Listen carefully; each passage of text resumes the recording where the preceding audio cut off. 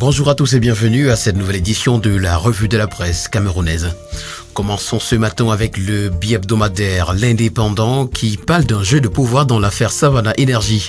La récupération politique autour de la crise diplomatique et économique entre le Tchad et le Cameroun rebute autant qu'elle nourrit des passions sur une prétendue succession de gré à gré qui se profilerait à l'horizon, nous renseigne ce matin des pages 5 à 7, le bi-hebdomadaire L'Indépendant.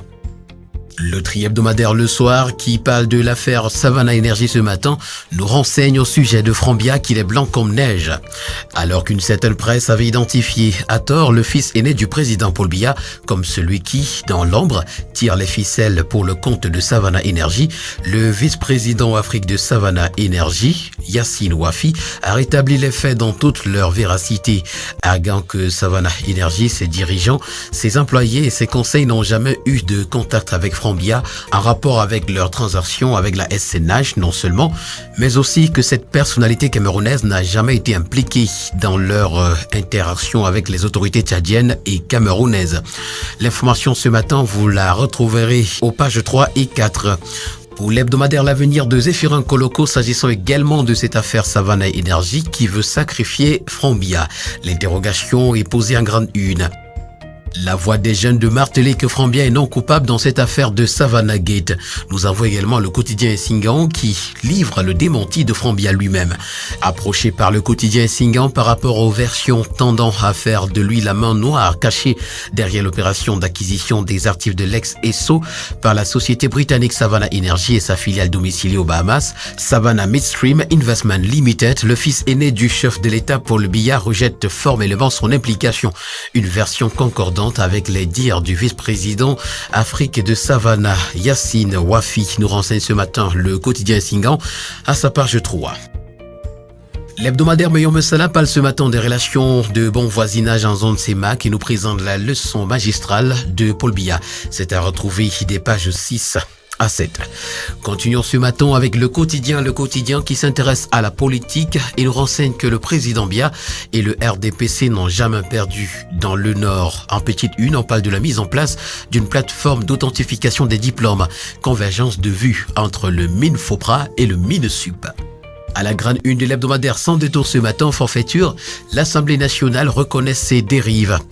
L'une des notes de service du directeur du cabinet du président Cavaillé Yegui Dibril confirme les pratiques managériales peu orthodoxes longtemps décriées au sein de l'institution, sous le magistère de l'actuel président, au point d'inspirer la création d'une commission de contrôle interne de la régularité des actes administratifs soumis à la signature ou l'approbation du président de l'Assemblée nationale. Faites du travail en petite une, Emmanuel Nganou-Dioumessi salue la résilience de ses collaborateurs. L'hebdomadaire Bounia qui parle de la formation des gens de mer ce matin nous renseigne que le Cameroun est dans la liste noire de l'Organisation maritime internationale.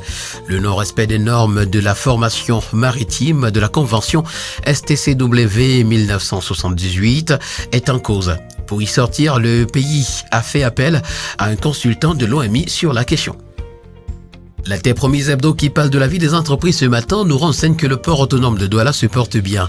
Le constat du cabinet Bloomfield Investment Corporation s'appuie sur la hausse du trafic de 8% et une trésorerie nette qui est passée de 8 261 millions de francs CFA à 18 202 millions de francs CFA. Des pénalisations des délits de presse en petite une, l'éternel malentendu nous renseigne l'hebdomadaire. Les hommes de presse et le gouvernement n'arrivent pas à s'accorder au sujet des poursuites pénales contre les journalistes pour les défis commis dans le cadre de l'exercice de leur métier. La tribune des communautés intégration ce matin nous amène dans la zone CEMAC et nous parle d'un 1er mai sous tension. Plusieurs revendications encore en suspens dans la plupart des États membres. La situation est venue jeter une ombre sur les activités marquant la célébration de l'édition 2023 de la Fête du Travail. À Malabo, les travailleurs du Parlement de la CEMAC à l'honneur et puis à Yaoundé, des syndicats perdent la voix. À Douala, ils ragent d'être inaudibles. L'information ce matin est à retrouver en page 8. On parle de téléphonie mobile en page 11. Opérateurs et régulateurs écorchés vifs à Yaoundé. Cette information ainsi que bien d'autres sont à retrouver ce matin dans les colonnes de la tribune des communautés intégration.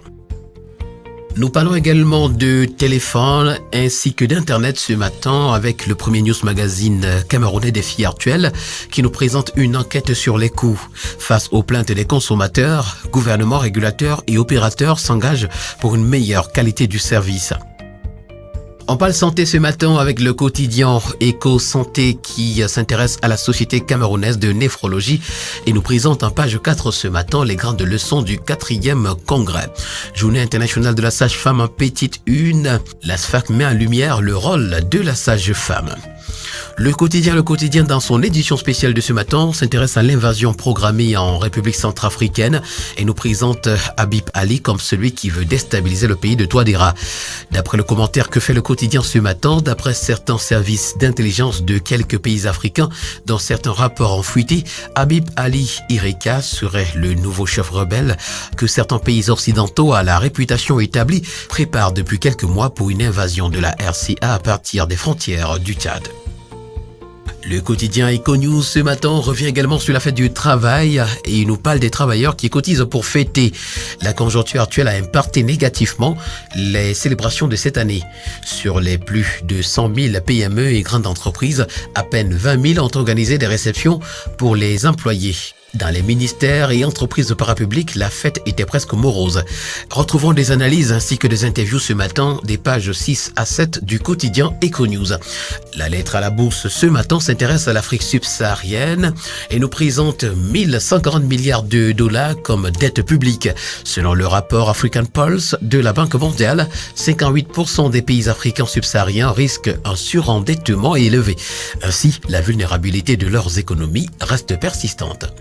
Retrouvons en petite une s'agissant de l'affaire Savannah Energy, les dessous de la crise entre le Tchad et le Cameroun. Et puis terminons ce jour avec le quotidien L'économie qui parle d'évaluation. Et nous renseigne que la dette publique se chiffre à 12 203 milliards de francs CFA à fin mars 2023. Elle a progressé de 5,2% en glissement annuel.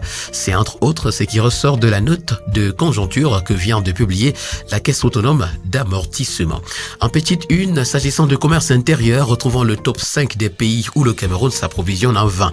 Agents publics, retraités, les freins aux procédures de prise en charge et puis climat des affaires. Le directeur général des impôts attendu au JICAM en juin. Mesdames et messieurs, voilà qui met en terme à cette sortie de la revue de la presse camerounaise. Merci d'avoir été à l'écoute et rendez-vous demain pour une nouvelle édition. D'ici là, portez-vous bien. Agréable journée à tous.